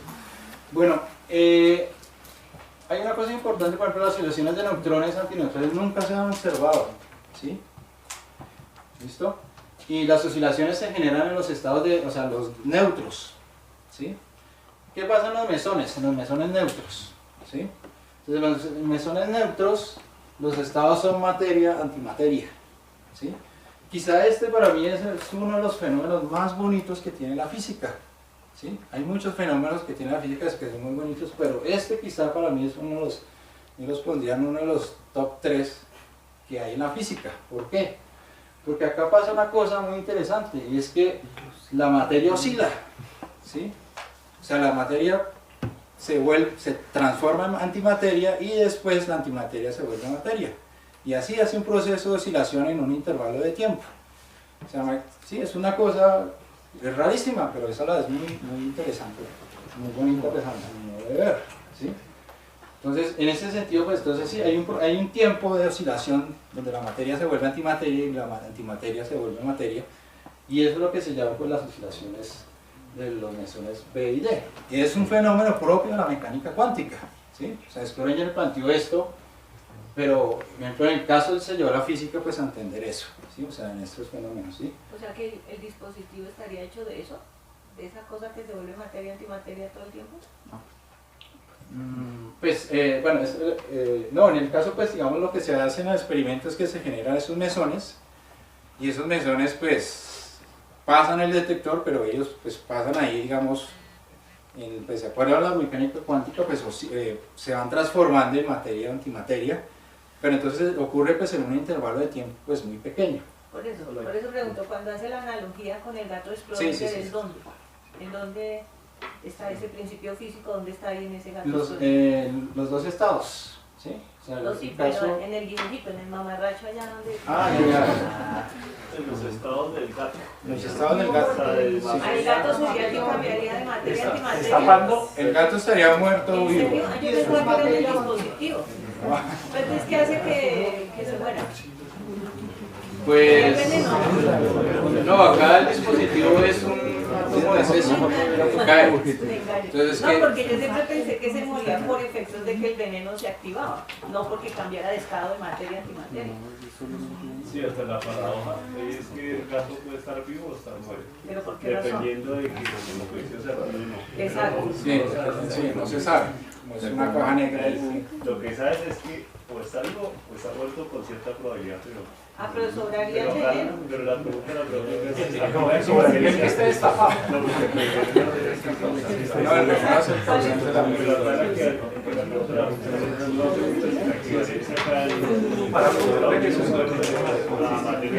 Exacto. Que son esos. Sí. Por eso pero ahí no habría equivalencia es dependiendo en el caso de materias y materias. No. Hay una causa para un estado u el otro. O sea, no es una analogía de eso. No, solamente retomar que es que el mismo principio cuántico, el mismo fenómeno cuántico pues ocurre acá, ¿sí? En las dimensiones B y D. ¿Listo? Acá, este quizás es el más bonito. Pues de hecho el de Cronen y Fish, el primero, el que les mostré, el 67, pues era como una especie de oscilador amortiguado, forzado, ¿sí? O sea, oscila, hace una oscilación y ya decae, así. Pero este, por ejemplo, el de los mesones BS, que tienen un beauty y un strange, o sea, acá sí se ve que es como un amortiguado bien bonito, o sea, acá se oscila así, la materia se transforma en antimateria, en un intervalo de ¿cuánto tiempo? De unos 4 picosegundos, ¿sí? Entonces, el detector ha tenido, digamos, tiene la suficiente resolución para poder hacer esa medición, ¿sí? Y se observa una gráfica pues muy bonita, o sea, casi tiene estos dos puntos. Pues bueno, después yo les explico qué es el target mix, el target and mix, pero o sea, vamos son los datos y las líneas continuas son el fit, ¿sí? Entonces ahí se ve pues, que está la oscilación de esos. Entonces esto, bueno, es un resultado importantísimo, nunca es decir, se había visto en los cabones en el 67, pero como un forzado, pero nunca se había visto en los D ni en los B. El LHSB sí logró hacer esto, entonces obtuvo esta gráfica magnífica, ¿sí? También lo hizo acá en el caso de los mesones en el D, en los mesones D, ¿sí? Acá pues resulta que, pues bueno, estos son los datos, pero acá sí no se obtuvo la gráfica completa del periodo, ¿sí? Porque el tiempo de vida de estos sí es muy pequeñito, la de los mesones D, entonces pues sí no se logró, pero bueno, acá hace pues, más o menos como se alcanzó ahí, casi hasta el máximo ahí y ya, ¿sí? Entonces bueno, pero ahí se vio pues más o menos que sí había una oscilación ahí, un cuartico ahí de periodo, por decirlo así, oscilaban ahí. Estas gráficas que están acá es una violación de SP, pero en un efecto que se llama pues en las oscilaciones también, ¿sí? O sea, noten que esta gráfica que están acá, perdón, estas gráficas no cortan el eje cero, ¿sí? Entonces lo que hacemos es, para medir CP, lo que uno tiene que es contar los eventos de la partícula, las oscilaciones que tiene la partícula y las oscilaciones que tiene la antipartícula y restarlos, ¿sí? Entonces, de nuevo, muy similar. Entonces, si uno ve excesos por arriba y por abajo, entonces ahí hay violación de CP, ¿sí? Entonces, en este caso, pues se hizo para el mesón B0, ¿sí? Pero con un decaimiento de un mesón D y acá se hizo con otro de un mesón Y-Psi, ¿sí? Y acá pues de un BS, con decayendo estos cabones más, cabones menos, ¿sí? Pues ahí se observa pues una violación de simetría de CP, ¿sí? En esos procesos. Esto por ejemplo fue uno de los resultados así también importantes que tuvo. Bueno, acá por ejemplo también se vio en otros procesos que se llaman decaimiento directa, ¿sí? Es decir, ahí pues decaen, pero ahí no hay oscilación en ese tipo de procesos. Bueno, acá como se observa la violación de SP, entonces uno lo que hace es graficar, se reconstruye la masa invariante de las partículas que está estudiando. Entonces por ejemplo acá estas son de los B0, de los BS, ¿sí? Pues ahí como uno identifica que hay violación de SP, pues muy similar como les digo, o sea uno cuenta el número de partículas que se generaron de materia y el número de la antimateria de la misma. Acá pues esto no sirve mucho, pero entonces acá si uno hace esto lo que uno tiene que hacer. O sea, comparar los piquitos, la diferencia de picos de ahí.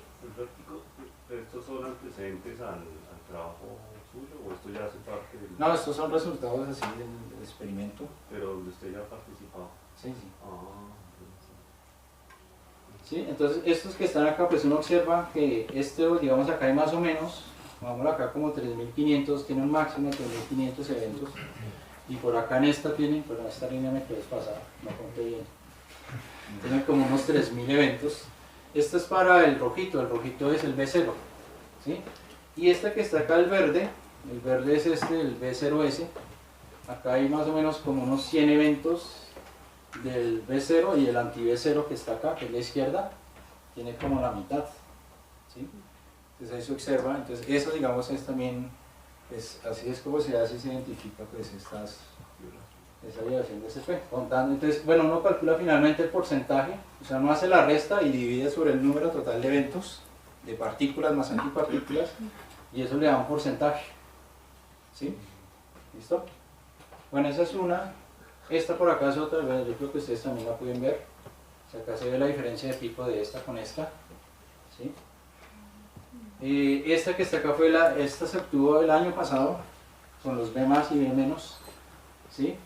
Fíjese que acá decaían en 2 caones. Entonces fíjese acá la diferencia de pico acá, claro, es una cosa bastante grande. Este llega como a 90 acá y en este llega como casi a 30. Entonces hay una diferencia bastante, ahí con él se nota bien ese caso. Bueno, esta finalmente también es otro resultado del año pasado, ¿sí? Finalmente esta fue también un talón de Aquiles que duró muchísimo tiempo poderse sanar. Nunca se había observado la violación de CP en los mesones D, ¿sí? O sea, se había observado en los mesones K, que fue en el 67, en los mesones B de Beauty, que fue en el 2001, pero los mesones D, o sea, los que tenían char en canto, no eran tan fáciles de poder medir. Pues eso pues es debido a que las transiciones, o sea, los valores de la tablita que les mostré, los coeficientes de la matriz de Cabello más Kobayashi son bastante pequeños, entonces esas probabilidades son muy pequeñas, entonces esas probabilidades pues también hacen que observar esos procesos pues sean también muy difíciles. De hecho, pues por ejemplo el LHCb ha tenido 3 corridas, ¿sí? En la primera, en la segunda pues no lograron, digamos, observar la violación de CP en los mesones D. Finalmente hasta la última, que sí fue la tercera, pues sí, ahí sí ya, es decir, se hizo una mejora sustancial en la parte de trigger, de la detección de la reconstrucción de trazas, y con esa reconstrucción pues finalmente sí se logró pues observar esto, ¿sí? Es pequeñita, ¿sí? Es una de 10 a la menos 3, ¿sí? Es una cosa, o sea, más o menos podemos decirlo así, que entre 1000 eventos de mesones D que se generan y que caigan en estos estados finales, en piones y caones, como de 1000 eventos solamente uno se observa, o sea, por cada 1000 eventos que se generan solo uno, o sea, es decir, si yo genero 1000 mesones D, yo tendría 1001 mesones anti-D prácticamente, o sea, es decir, hay solo uno que genera la violación de esa ya. Pero sí, entonces ahí se logró observar.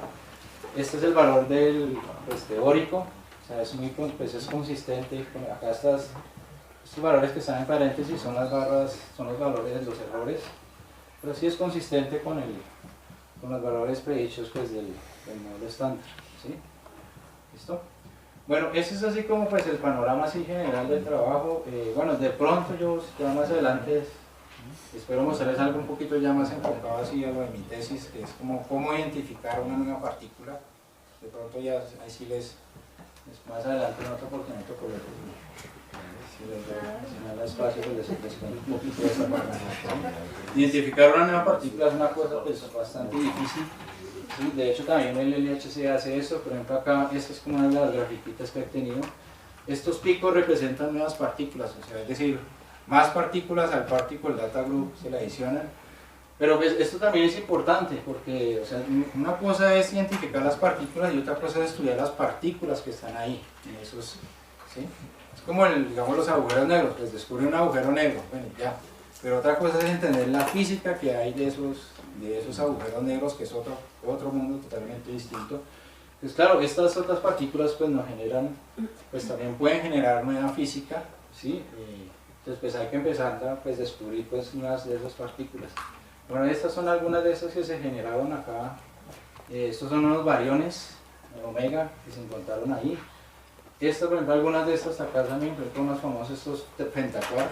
Pentaquark son, pues se conocían que habían los hadrones de 3 quarks y ya, pero un pentaquark es supuestamente una partícula, es como una especie de molécula, pero que está compuesta de 5 quarks.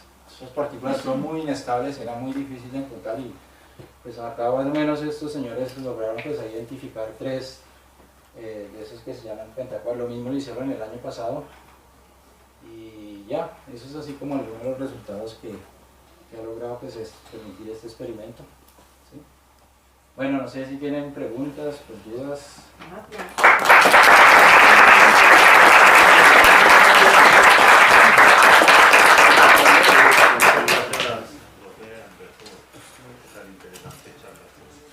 Temas como las difíciles, muy bien explicados, ya se ven diferentes.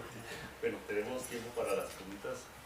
Profe Miguelito, profe Olga, Iván, Lina y Bueno, profe Ignacio, cuando se habla de la violación CP, ¿significa eso, digamos, que hay una inconsistencia en las dos magnitudes, carga-paridad, digamos, antes y después digamos, al mirar los resultados del experimento? Pero no significa eso que se esté violando, digamos, el principio de conservación de la carga, nunca. ¿O sí?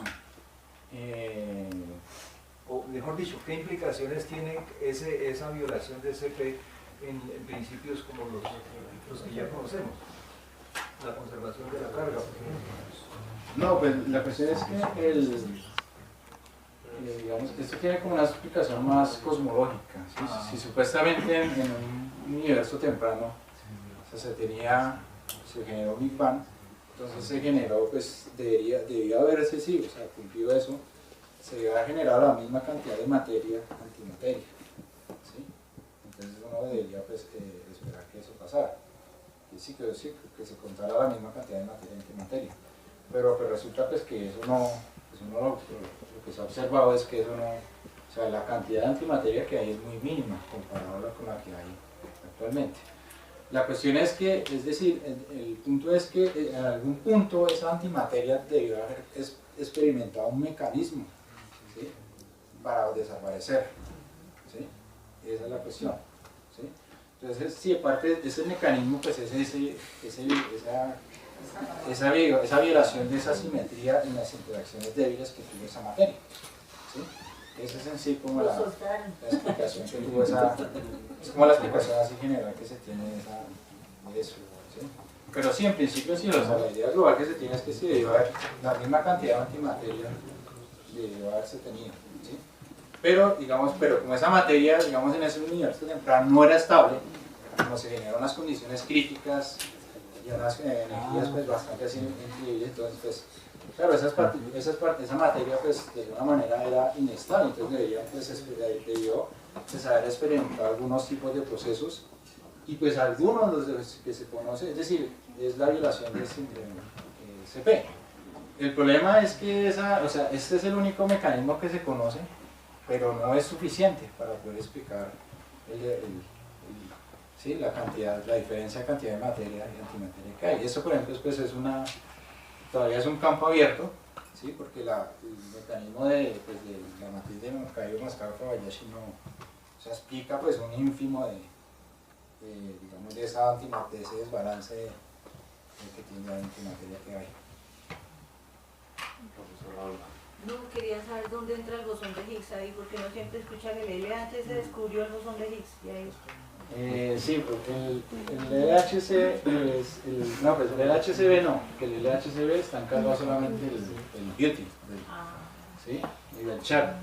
Estos estaban en los otros experimentos que era el Atlas y el CMS, ¿sí? Eso sí, pero eso es otra temática, pues digamos, distinta a la que es la violación CP, porque la violación CP pues está relacionada como lo de la materia antimateria. En cambio lo del bosón de Higgs digamos, es como más o menos explicar el origen de la masa, ¿sí?, de las partículas, pero eso es otro aspecto bien distinto ahí de la Solo quería hacerte dos inquietudes que me quedan, es del modo como presentas algunas imágenes, obviamente desde el punto de vista de la didáctica, pues, porque me interesa saber algo de eso, ¿no? Pero allá donde pones, por ejemplo, electrón, protón, neutrón, la primera diapositiva, que le pones caritas. Sí, eso epistemológicamente se llama un obstáculo de aprendizaje. Pero lo que quiero no deja aprender, no deja entender. Y yo veo a la Pepa llorando y eso qué me dice del electrón.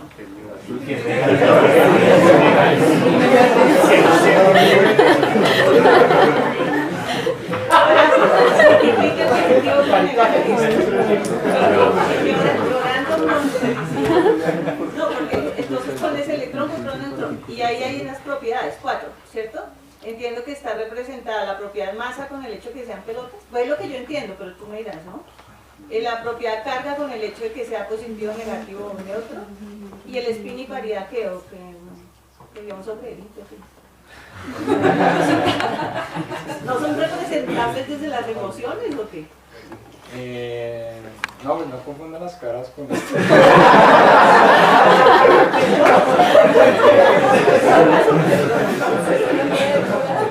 La decoración. No, eso no es porque hay que tener cuidado con eso, ¿no? Digamos, desde el punto de vista de la didáctica, por supuesto, desde la física, hagan lo que quieran. Y hay otro aquí, más adelante, donde tienen la balancita.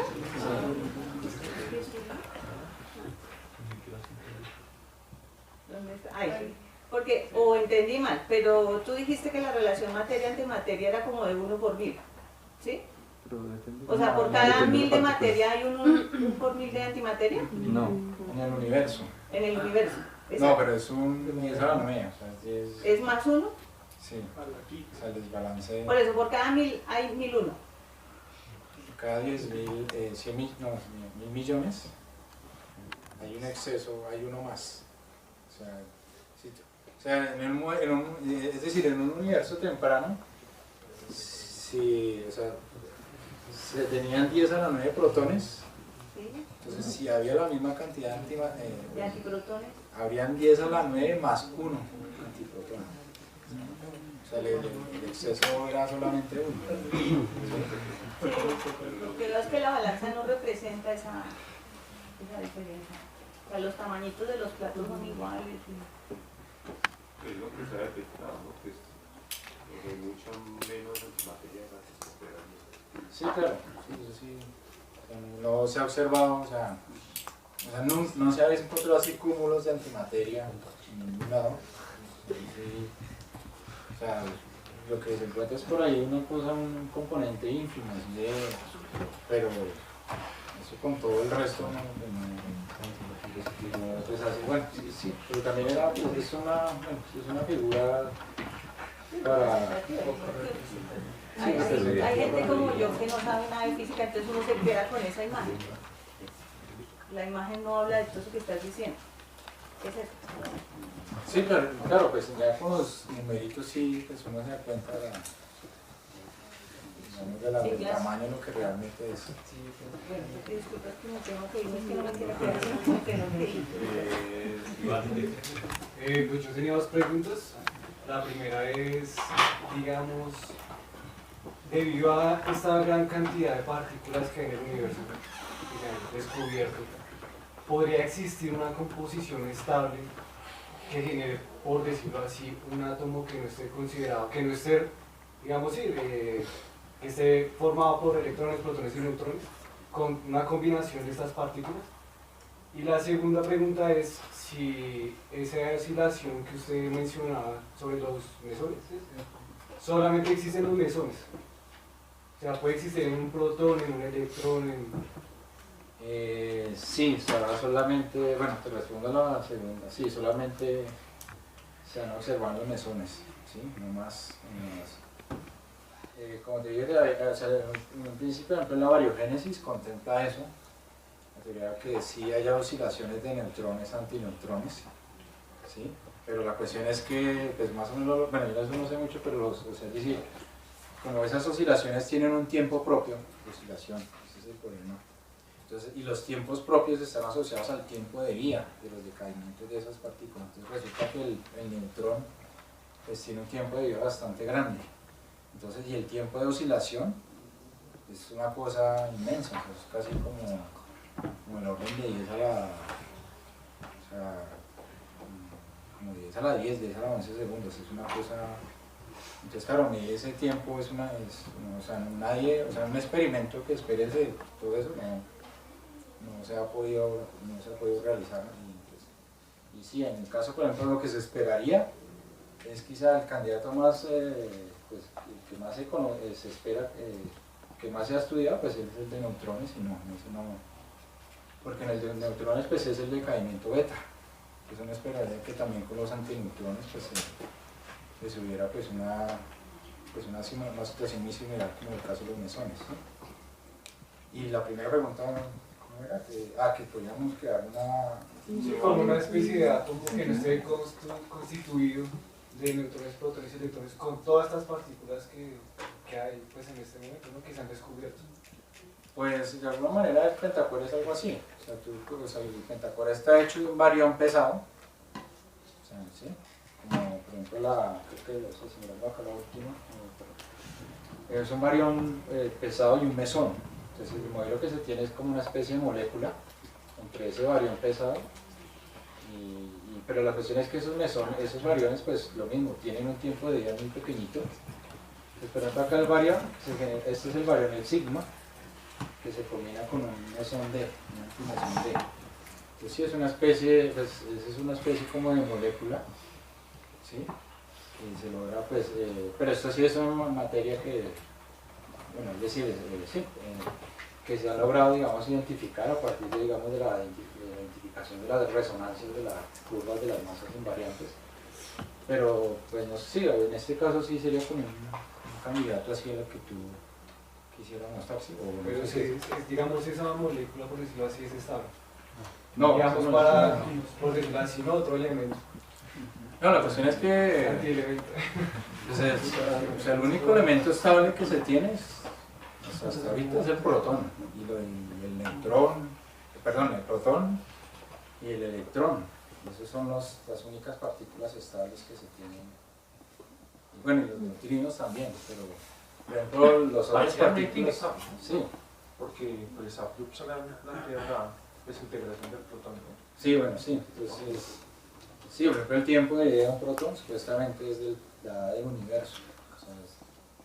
En algún futuro allá muy lejano, pues Ese es el planteamiento con el cual se espera que se decaiga. Sí. Pero no, ¿tú te refieres a que si hay como hidrógeno, de antimateria No hidrógeno? necesariamente antimateria, sino que Pero creo que es, bueno, me pareció haber leído que sí la hace estabilidad poco de eso de sí cuántos existe segundos, milisegundos es antihidrógeno. o picosegundos. No, pues eso realmente estaba como al inverso de la masa. Eso es una cosa. Ahí. Sí, de picosegundos o cuántos Las parejas tipo de partículas, la permanencia, la vida de las partículas, ahí se desaparece su cuerpo. Esos 3 tiempos de picosegundos. En términos reales es más o menos entre esas 400 partículas que se pueden dar que componen un átomo de cada en los tiempos de vida de cada una de ellas es muy, digamos, es muy escaso como para dar, digamos, con las únicas que se sabe que son vidas longevas, pero que tienen, digamos, cierto tiempo para fenecer, pero los restos son de tiempos muy escasos. Es un poco como dice la... La cuestión es que sí, en situaciones experimentales, pues sí se ve, o sea, es decir, no tienen digamos, una partícula sola, sino tienes un baño ahí de partículas y en eso sí se logra generar, digamos, que la probabilidad aumente y que decaiga más rápido, pero eso es otra cosa que es distinta, ¿sí? Pero así aislada, no, esas partículas son bastante estables. Sí, yo tengo una pregunta de la gráfica, de una de las gráficas que aparece como líneas punteadas y líneas antes, ya le voy a decir por todas. De esa. Ahí son las que no son punteadas, ¿son background o son qué tipo de información dan esas líneas? La roja, las que no son punteadas. Sí, claro, sí, acá hay pues varias. Los piquitos, las montañitas son varias resonancias. Acá está la rojita, es la B0, Sí. la verde es la B0S. O sea, las dos primeras son estados finales, pero las que son punteadas también son estados finales, pero de background o de también de Sí, la acá hay un sigla. background que es esta componente, la que es Sí. la negrita así punteada. pero como rayita, punto, rayita. Sí. Esa es esta. ¿Sí? Esa es una componente acá. Acá también. Sí, esos son. Y esos son, o sea, y los de arriba son puntos de señal de la, o sea, son puntos reales o son basados en alguna simulación o son puntos de. No, estos son datos. O sea, por ejemplo, Datos estas que están acá, estas son las de materia, o sea, el B+, el B0, Sí. y estos son las antipartículas, los B0 barra. ¿Sí? ¿Listo? Entonces era para el contraste, era que, o sea, pican en la misma masa, en el mismo valor de masa, ¿sí? Pero la altura, o sea, el número de eventos son distintos. ¿Sí? Pero sí, o sea, estas dos son la partícula y estas son las antipartículas de cada una. ¿Y esos estados finales solamente quedan así o se les puede poner algo más, otra información? O sea, por ejemplo, queda un kaón con un pión o se le puede adicionar otro, o hay información ahí que no se sabe que pueda completar el modelo. No, pues a ver, O quedan así. se refiere es que, digamos, o sea, es como volviendo acá, digamos la grafiquita de acá, o sea, estas, por ejemplo, este mesón B, esta le cayó un kaón, Sí. un kaón y un pión, o sea, es como esta que está por acá, estas. Sí, o sea, se generó el mesón B, voló, bueno, vamos por acá, entonces ahí le cayó un kaón y un pión. Entonces eso es decir, se refiere solamente que se reconstruyeron las partículas que con esos estados finales nomás. Y no más. ¿Y el ángulo beta? Como te dije, el ángulo beta es lo mismo, es para la comprobación del mecanismo de Kawajiri-Mascaro-Kobayashi. Entonces el ángulo beta pues está acá, este ángulo pues tiene una componente de violación de CP pequeña. ¿Sí? Sí, pues, si miras por acá los valores, bueno, dependiendo de la región que miras entre la beta, pues entre más esté por acá, que más grande sea el RO, sí, pues digamos acá en este valorcito pues es como los procesos que hayan acá, pues sí, son pequeños, realmente este ángulo es pequeño. Creo que es el alfa, el otro que sí es más grande, donde sí hay donde ahí se favorece, por decirlo así, más los eventos donde hay violación de CP. ¿Sí? ¿Y ese es el único modelo que sirve para comprobar ese tipo de proceso o también, o sea, eso complementaría al modelo estándar, ¿sí?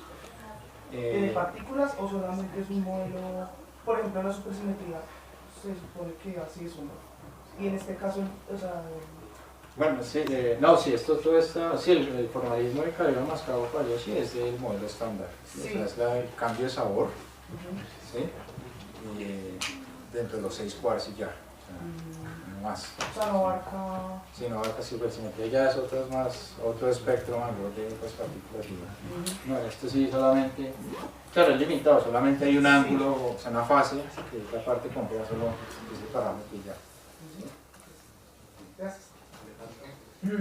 Sí, al comienzo hablas que la paridad estaba relacionada con el momento angular, pero no entendía como de qué forma las partículas van a tener. Sí, la paridad pues está asociada pues en particular pues usualmente como las partículas pues cuando se dispersan, o bueno, sus estados finales caen en una cierta dirección, ¿sí? Pero esa dirección, como están asociados, digamos, a los posibles estados cuánticos que tiene esa partícula, esos estados cuánticos usualmente dependen del valor del momento angular que tengan esas. ¿Sí? Entonces, por ejemplo, es decir, si una partícula decae en un cierto ángulo, entonces ese cierto ángulo, pues uno conoce así de los estados de la mecánica cuántica, que en esa cierta región, los estados que están en ese ángulo, en esa región, tienen un valor de momento angular. ¿Sí? Eso es más o menos así la idea. ¿Sí? O sea, lo que se hace es reconstruir la información, ¿no? O sea, de los estados finales, o sea, uno sabe los momentos finales y entonces los momentos, o sea, uno hace como que el momento final es menos el momento inicial, ¿sí? Sí, claro, también sí. Y con esa información es que uno reconstruye lo de los momentos, ¿no? Sí, también es otra forma de hacer eso. Sí. Alberto, háblanos un poquito acerca del experimento. sea, la cosa es, estos son datos que son traídos del CERN. Cada cuánto se realiza, cómo te llegan a ti, tú en qué contribuyes. Habla un poco acerca de como la participación de lo que tú haces en esa, digamos, con tu tesis doctoral, en ese trabajo. Sí, pues, pues uno tiene al principio pues varias tareas. Pues uno dice ir allá, participar en la toma de datos, entonces ya le toca hacer, pues, digamos, hacer unos turnos que se llaman así, o sea, en el caso el acelerador está funcionando y entonces uno le tiene que estar haciendo, pues, observando que todas las componentes del detector estén funcionando bien, ¿sí? Esa, por ejemplo, es una tarea así, digamos, como técnica, ¿sí? Estar allá, pues, haciendo la toma de datos. Uno puede también hacer, pues, diferentes tareas, por ejemplo, como la parte de, por ejemplo, hay, digamos, hay tareas, por ejemplo, del experimento de alguna componente del detector que necesita mejorarse o algo así. Es decir, ellos funcionan, ¿sí? Y pues no es que funcionen mal, ¿sí? Digamos, ellos funcionan bien, pero pues de alguna manera de pronto se pueden optimizar las cosas de ese funcionamiento, se puede mejorar, ¿sí? Entonces, digamos, de algún modo también pues, puede hacer esas tareas pues, que son cosas de cómputo, ¿sí? Digamos, ahí en los algoritmos, así la reconstrucción, o sea, uno puede también hacer esas, o sea, diferentes estudios para mejorar, digamos, la reconstrucción, digamos, de algunos canales o algo así. Entonces son las tareas de cómputo, entonces eso también lo hace. O lo otro, pues también es es la parte física, ¿sí? De la parte física, pues sí es estudiar algún proceso, digamos, algún canal, por ejemplo, un estado final que no se haya, digamos, encontrado en otros experimentos. Y pues esa, digamos, es la parte que yo estoy haciendo pues, en mi trabajo de doctorado. Esa parte pues no la he mostrado hoy, pero es muy parecida a las últimas grafiquitas que están acá, que es esta parte, ¿sí? De observar nuevas partículas, ¿sí? Pues, pero como les dije, esa parte pues se la mostré así muy así rápidamente, ¿sí? Porque pues encontrar una nueva partícula es una cosa también pues, bien, o sea, no es una tarea así tan fácil ni nada, ¿sí? Pero sí, digamos en eso pues estoy también, en esto digamos lo que yo he hecho. Pues yo he hecho digamos pues como que una de otra cosita, ¿sí? Después uno, pues yo fui allá, pues a ver si los turnos, me tocó chuparme ahí todas las noches ahí, pues a un computador, ¿sí? Pues también así por ejemplo acá colaboré pues ahí con el grupo del doctorado pues ahí en la parte digamos de la reconstrucción ahí digamos de la reducción de fantasmas, se llama así. Son partículas que son mal identificadas pero que generan, digamos que se meten en la física verdadera, pues en eso también digamos como que por ejemplo ahí también pues ahí les colaboraron del grupo, ¿sí? Y pues también pues sí, en la parte de física, pues es también lo que pues, es más o menos así lo que... ¿Ese experimento se hizo una sola vez? Pues el experimento está, la cuestión es que se han hecho varias corridas. ¿A qué se refiere con varias corridas? Es que, digamos, una corrida puede durar 2 años, ¿sí? Entonces esa corrida dura, los 2 años pues funciona una cierta energía, ¿sí? Entonces ahí se tomaron en esos años pues todos los datos que vieron ahí, se almacenaron y se tomaron ahí. Entonces después hubo otra corrida donde se aumentó la energía, entonces era 7, 8 teraelectronvoltios, después pasó a 13 electronvoltios. Entonces, y pues en ese tiempo también lo que pasa es que el acelerador, lo que, digamos, bueno, se optimizan, digamos, los equipos, digamos, se mejoran, digamos, por ejemplo, alguna componente del detector, pues para que, por ejemplo, en el caso del LHCb no era bueno, por ejemplo, reconstruyendo electrones, ¿sí? Entonces la eficiencia de reconstruir electrones era muy mala, muy bajita. Entonces en la primera corrida, entonces digamos, muchos de los procesos físicos que se estudiaron pues no tenían el estado final de ese electrón, entonces digamos de eso fue, pues, por decirlo así, como un talón de Aquiles. Tampoco tenían el neutrones, ¿sí? Entonces estudiar estados, procesos donde hubieran decaimientos con estados finales de neutrones tampoco permitió ya después, por ejemplo, en las otras mejoras y optimizaciones que se hizo en las otras corridas, pues por ejemplo ya se tenía, por ejemplo, se podía tener eso, se podía estudiar estados finales con electrones, con neutrones, ¿sí? Entonces, y eso por ejemplo pues permitía pues, estudiar todos esos procesos físicos que inicialmente no se podían tener acceso ni nada, ¿sí? De esto ya hay papers, me imagino, de este experimento.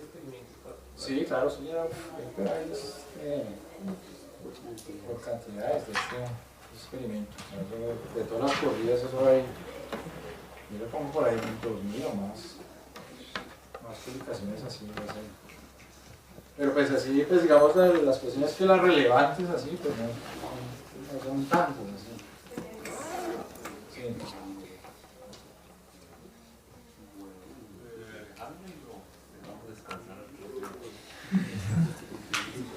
Profe, una pregunta. Lo que estás escribiendo, o sea, para hacer paridad le hacen, tienen que ver, no, o sea, más que eso es, las simetrías tienen que aparecer en todas las constantes, o sea, simetría de masa, simetría de tiempo, de carga y la paridad también, ¿sí? Un punto que confundía la simetría con el hecho de que la paridad también debe existir como momento angular, el momento angular también debe ser simétrico, ¿sí?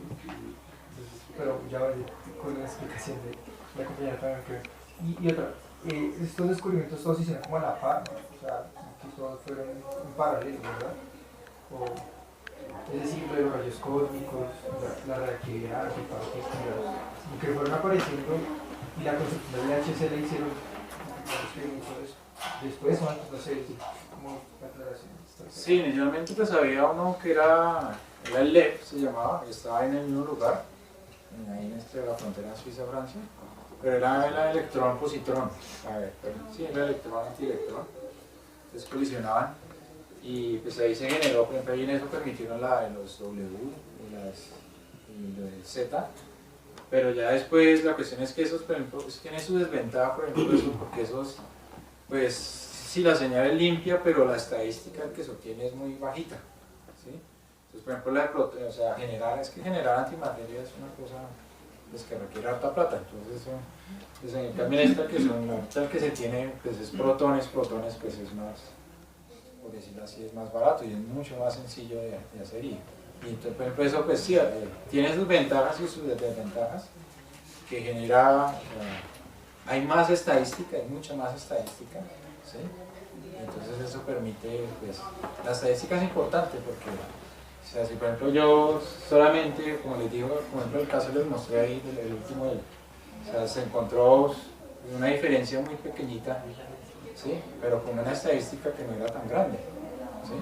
Entonces, la estadística también juega un rol importante porque se necesita pues, tener una medida precisa de las cosas que uno está estudiando en el experimento, ¿sí?